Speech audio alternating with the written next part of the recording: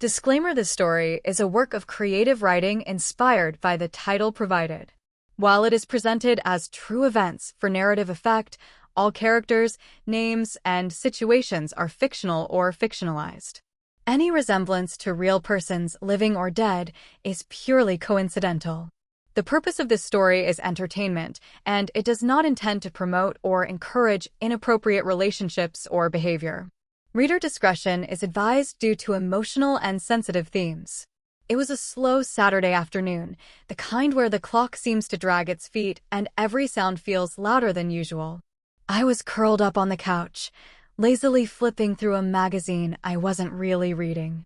The rain outside tapped against the windows in a steady rhythm, and the faint smell of coffee lingered in the air from the pot I'd brewed earlier. That's when he walked in. He wasn't supposed to be home so early, and the sight of him standing in the doorway caught me off guard. His hair was damp from the rain, and he was holding a towel in one hand, drying the back of his neck as he looked at me with that familiar half-smile. "You look tense," he said casually, like it was just an observation. "Do you want me to give you a massage?" For a moment, I didn't answer. The suggestion hung in the air, heavier than it should have been. It wasn't the first time he'd offered. Years ago, back when things were simpler, he'd done it without either of us thinking twice. But this time felt different. I hesitated, searching his face for any hint of mischief or deeper meaning, but he just stood there waiting. "Sure," I said finally, trying to sound nonchalant, as though my heart hadn't just picked up speed. He disappeared into the other room, and I heard him rummaging for something, probably the bottle of massage oil we kept tucked away in a drawer. I could hear the rain picking up outside, the faint rumble of distant thunder. The atmosphere felt unusually intimate, even before anything had begun. When he returned, he gestured toward the chair near the window. "Sit," he said softly, almost like a command but without the sharpness. I obeyed, telling myself it was just a friendly gesture, that I was reading too much into it. He stood behind me, his presence close enough for me to feel the warmth radiating from him.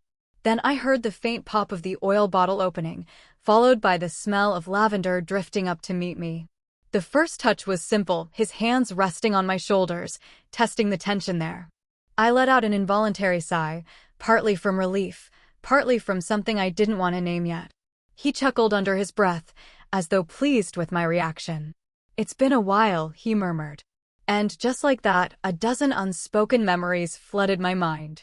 The times we'd been close without realizing how close, the small moments that lingered longer than they should have. I closed my eyes, telling myself it was just a massage. But somewhere deep down, I already knew it wouldn't stay just that for long. The room was quiet except for the soft patter of rain against the glass, each drop carrying the weight of the moment. The light filtering in through the window was muted, a pale gray that made everything inside seem warmer, softer. He reached over to the corner table and switched on the small lamp, its amber glow spilling over the walls like a secret being whispered. The scent of lavender oil had already filled the space, wrapping around me in an invisible embrace. I could hear faint instrumental music coming from his phone, gentle piano notes that somehow made the air feel heavier, more intimate. It was the kind of atmosphere that could make even the most ordinary moments feel like something more. He moved behind me, and I could hear the faint creak of the wooden floorboards under his weight.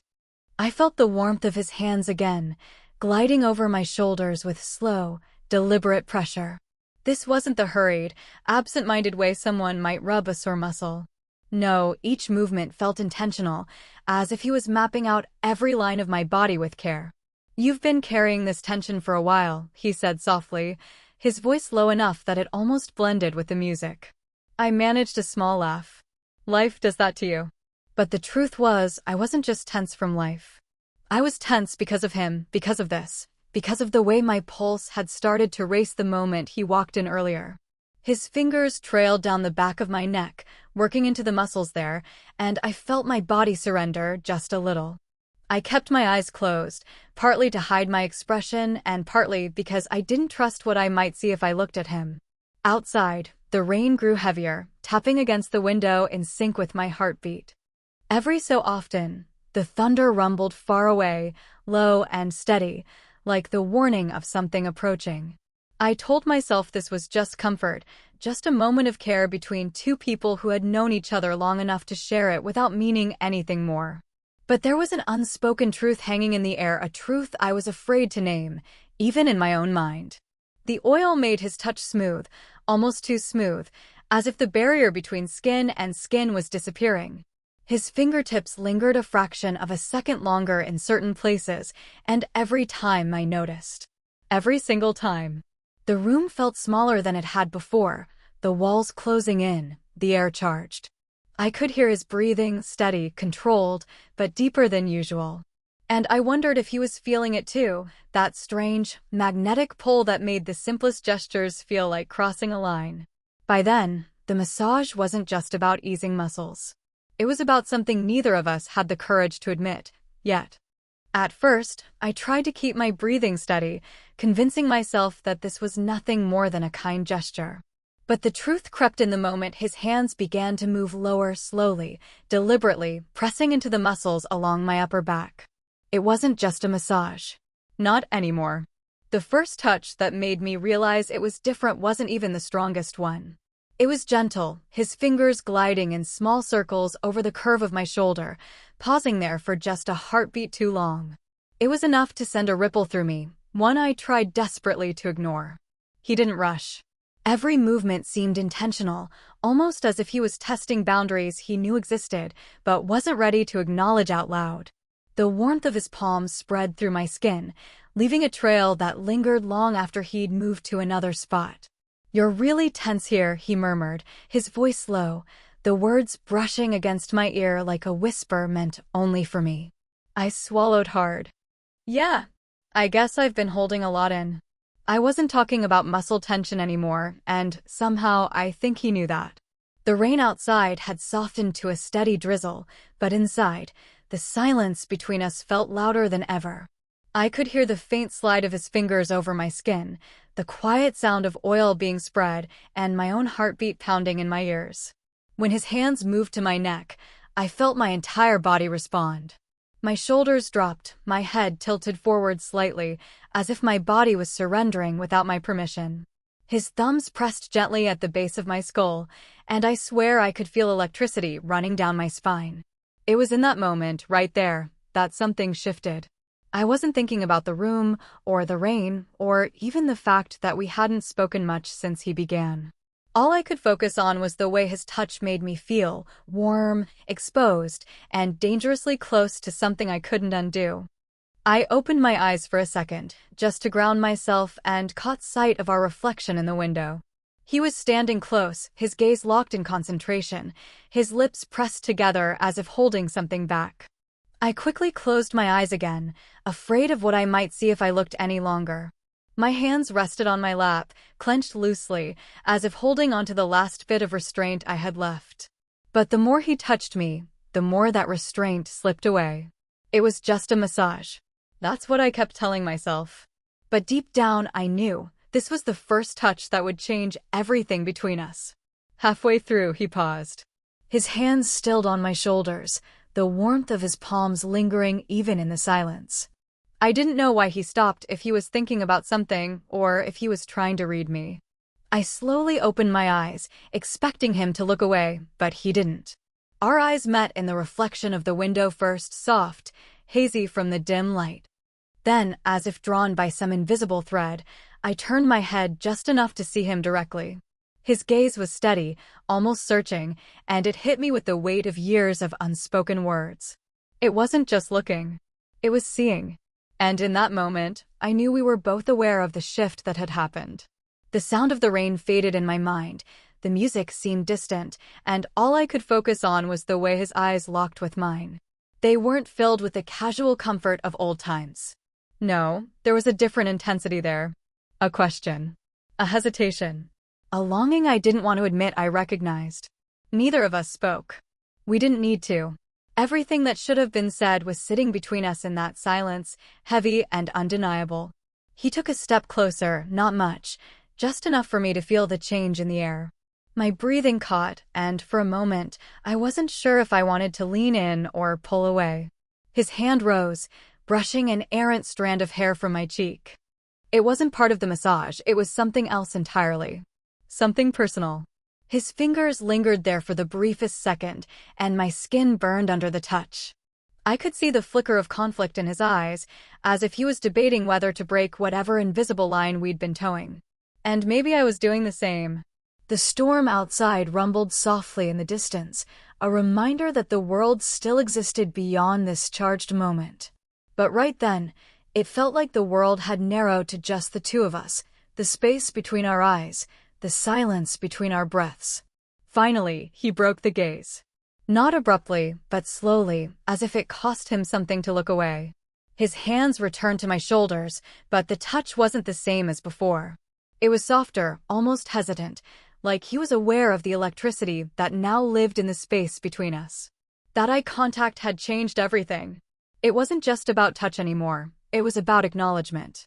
And there's no going back once you've been seen like that. Something in the room had changed. I could feel it in the way the air pressed against my skin, in the way my chest rose and fell as though I'd been running. That look we'd just shared had cracked something open, something neither of us could put back. His touch now carried a new weight. It wasn't just pressure on my muscles, it was pressure on every boundary we'd silently built over the years. Each movement of his hands felt slower, more deliberate, like he was no longer massaging to help me relax, but to explore this space we'd stepped into without warning. I tried to steady my breathing, but every time his fingers pressed into a tender spot, I felt a pull, an almost magnetic force urging me to lean into him. The rain outside had faded to a gentle mist, the thunder silent now, leaving nothing but the quiet hum of the lamp and the faint melody of the piano in the background. When his hands moved lower along my back, my body stiffened instinctively, not in rejection, but in anticipation. He paused, sensing it, his thumbs resting still against my skin as though waiting for permission that I couldn't bring myself to give or deny. Our eyes didn't meet this time, but the awareness was there. I could feel him thinking, feel the restraint coiling in his movements. It was as if we were both standing on the edge of something deep, unsure whether to step forward or back. His voice broke the silence, quiet but steady. "You've been holding a lot more than just tension." The words landed like a spark in dry grass. My throat tightened, and I wasn't sure if he meant physically or emotionally. Maybe both. But I didn't answer. I couldn't, not without unraveling. Instead, I let him continue, his touch softer now, almost tracing rather than pressing. My skin tingled in the wake of his fingertips, and I wondered if he could feel my heartbeat through them. The room felt too small, the distance between us too fragile. I thought of how we'd been before, easy laughter, casual comfort, no fear of crossing lines because those lines had always been clear. But now? Now those lines were blurred, fading fast. Every second felt stretched thin, like time was holding its breath, waiting for something to happen. And deep inside, I knew if either of us made one wrong move, or perhaps the right one, it would tip everything over the edge. By the time his hands stilled again, I wasn't sure if I wanted him to stop, or to go further. The energy between us had shifted, and nothing felt safe anymore. His hands lingered on my back, unmoving, as if he'd forgotten the pretense of the massage altogether. The silence was thick, so heavy it felt like it could shatter with one wrong word. I didn't move either, afraid that shifting even an inch might break the fragile balance holding us in place. When he finally spoke, his voice was low, almost hesitant. "You know," he paused, exhaling as though weighing every syllable. "This feels different." I froze. He had said it, not outright, not in a way that could be called a confession, but close enough that my heart skipped. My pulse quickened, and I gripped the fabric of my shirt in my lap. "What do you mean?" My voice came out softer than I intended, almost trembling. He didn't answer right away. Instead, his fingers brushed my shoulder again, light, almost absent-minded, but enough to send a shiver racing down my spine. "I mean, it's not just about helping you relax anymore. I don't think it ever was." Those words settled deep in me, echoing in places I'd been trying to ignore. I wanted to respond, to tell him I'd felt it too, but my throat was tight. There was too much at stake, too much that could break. He let out a soft laugh, though it wasn't amused. "You feel it too, don't you?" I could have lied. I could have pretended not to understand, not to notice the way my heart was beating or the heat between us. But lying felt impossible in that moment. "I don't know what I feel," I whispered, knowing it was only half true. He leaned forward slightly, close enough that I felt the warmth of his breath near my ear. "I do." It wasn't an outright confession. There were no declarations of love, no reckless words, but it was enough. Enough to change the air in the room forever. Enough to make me certain that we had crossed into dangerous territory, even without touching any more than we already had. The massage was forgotten now. His hands rested gently on my arms, not moving, not pressing, just there. Present. And I could feel every ounce of restraint it took for him not to do more. We stayed like that for what felt like an eternity, him behind me staring at the rain-streaked window, both of us trapped in the gravity of something we'd never planned. When he finally stepped back, it was abrupt. The warmth of his presence left my skin instantly colder, and the distance between us felt like an open wound. Neither of us spoke again. We didn't need to. Because the truth was already out there, living in the silence, the unspoken confession we both understood but couldn't bear to name. The moment he stepped away, the room felt different, emptier, colder, as if the warmth had been pulled out with him. My shoulders ached, not from tension, but from the sudden absence of his touch. I turned slightly in my seat, half expecting him to still be close, but he was already across the room, wiping his hands with a towel. His expression was unreadable, calm, maybe even casual, but I knew better. We both did. "Thanks for that," I said, my voice sounding foreign to my own ears. He glanced at me briefly, his lips curling into the smallest smile. "Anytime." It was such an ordinary response, yet it carried an edge that made my stomach twist. We didn't look at each other much after that. I busied myself straightening my shirt, brushing imaginary lint off my lap. He fiddled with the bottle of massage oil, returning it to the drawer as if putting it away would also pack away everything that had just happened. The rain had stopped outside, leaving the air heavy and damp. The faint scent of lavender still clung to my skin, a lingering reminder I couldn't shake. Every time I inhaled, I was back in that moment, his hands, his voice, his closeness. "I should get going," I finally said, standing up. My legs felt unsteady, though I wasn't sure if it was from sitting too long or from something else entirely. He nodded, still avoiding my eyes. "Drive safe." It was strange how something so small, so seemingly innocent, could feel monumental. Before today, we'd been comfortable, easy around each other. But now, there was a space between us. Not a gap, but a tension, like two magnets pushed just far enough apart to keep them from snapping together, but close enough to feel the pull. On my way out, I caught my reflection in the hallway mirror.